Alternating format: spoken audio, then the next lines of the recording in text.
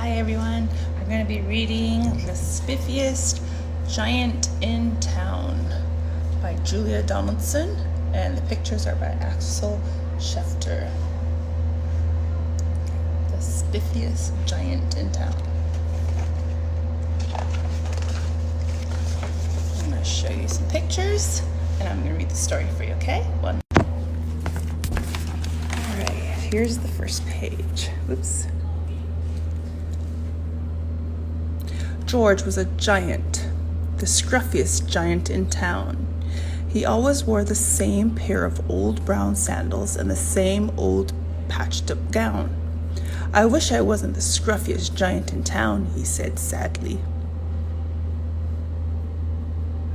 Does he look scruffy to you?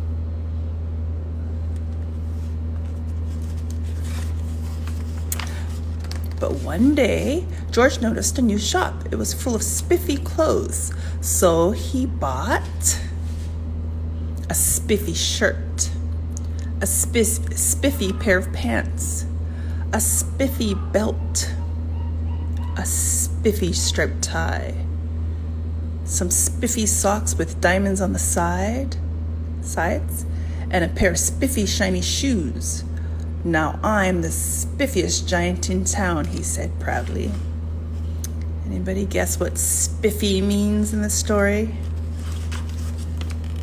He went from being scruffy, or the scruffiest giant, to now being the spiffiest giant. George left his old clothes behind in the shop. He was about to go home when he heard a sound. On the sidewalk, a giraffe was sniffing sadly. "What's the matter?" asked George. "It's my neck," said the giraffe. "It's so very long and so very cold. I wish I had a long, warm scarf." What do you think George is going to do for the giraffe? "Cheer up," said George, and he took off his striped tie. "It didn't match my socks anyway," he said as he wound it round and around the giraffe's neck. "It made a wonderful scarf." "Thank you," said the giraffe. Does the giraffe look happy now? As George strode toward home, he sang to himself, "My tie is a scarf for a cold giraffe, but look me up and down, I'm the spiffiest giant in town."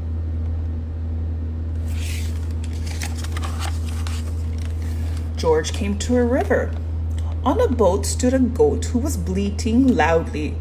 "What's the matter?" asked George. "It's my sail," said the goat. "It blew away in a storm. I wish I had a strong new sail for my boat."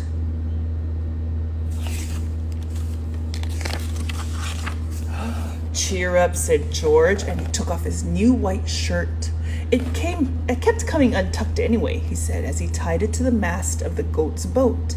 "It made a magnificent sail." "Thank you," said the goat. George strode on, singing to himself. "My tie is a scarf for a cold giraffe, my shirt's on a boat as a sail for a goat, but look me up and down, I'm the spiffiest giant in town." George came to a tiny ruined house. Beside the house stood a white mouse with lots of baby mice. They were all squeaking. "What's the matter?" asked George. "It's our house," squeaked the mother mouse. "It burned down and now we have nowhere to live. I wish we had a nice house." Or a nice new house, I'm sorry. "Cheer up," said George, and he took off one of his shiny shoes. "It was giving me blisters anyway," he said, as the mouse and her baby scrambled inside. The shoe made a perfect home for them.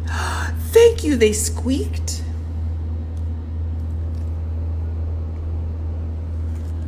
George had to hop along the road now, but he didn't mind. As he hopped, he sang to himself. "My tie is a scarf for a cold giraffe, my shirt's on a boat as a sail for a goat, my shoe is a house for a little white mouse, but look me up and down, I'm the spiffiest giant in town." Look at these people. I don't think they appreciate George's song.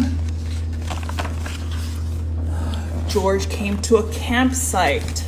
Beside a tent stood a fox. What's the matter? Asked George. What do you think is wrong with the fox? It's my sleeping bag, said the fox. I dropped it in a puddle. I wish I had a warm, dry sleeping bag.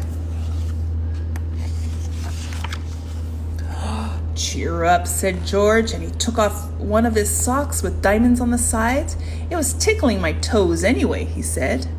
As the fox snuggled into it, it made a very fine sleeping bag.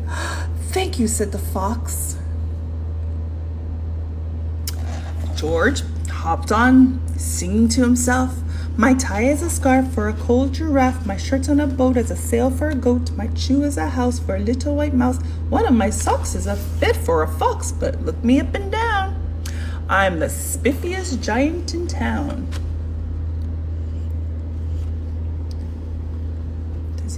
Does he still look spiffy to you guys? George came to a squishy bog. Beside the bog stood a dog who was howling. What's the matter? Said George. What's the dog doing in the bog? It's this bog, said the dog. I need to get across, but I keep getting stuck in the mud. I wish there was a safe, dry path. Cheer up, said George, and he took off his spiffy new belt. It was squeezing my tummy anyway, he said, as he laid it down over the bog. It made an excellent path. Thank you, said the dog. The wind started to blow, but George didn't mind. He hopped on, singing to himself.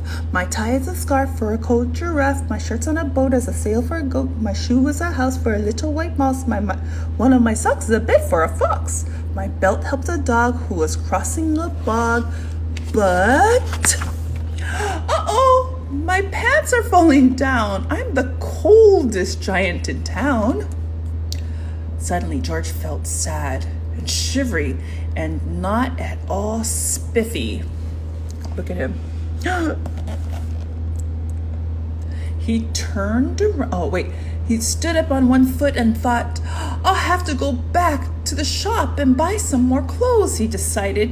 He turned around and hopped all the way back to the shop. Poor George. But when he got there, guess what? It was closed. Oh no, cried George. He sank down onto the sidewalk and a tear ran down his nose.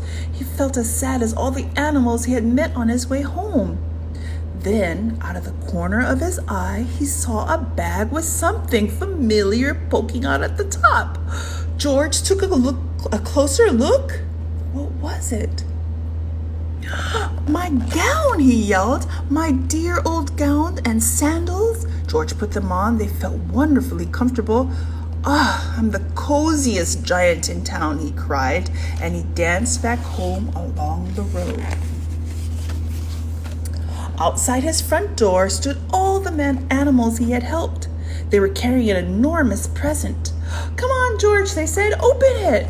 George untied the ribbon. Inside was a beautiful gold paper crown and a card. Look inside the card, George, said the animals. George put the crown on his head and he opened the card. Inside it said, you gave your scarf to a cold giraffe, your shirt on a boat as a sail for a goat, your shoe is a house for a little white mouse, one of your socks is a bed for a fox, your belt helped a dog who was crossing a bog, so here is a very fine crown to go with the sandals and gown of the kindest giant in town.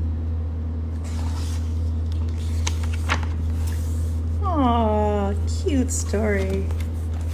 And that is The Spiffiest Giant in Town by Julia Donaldson.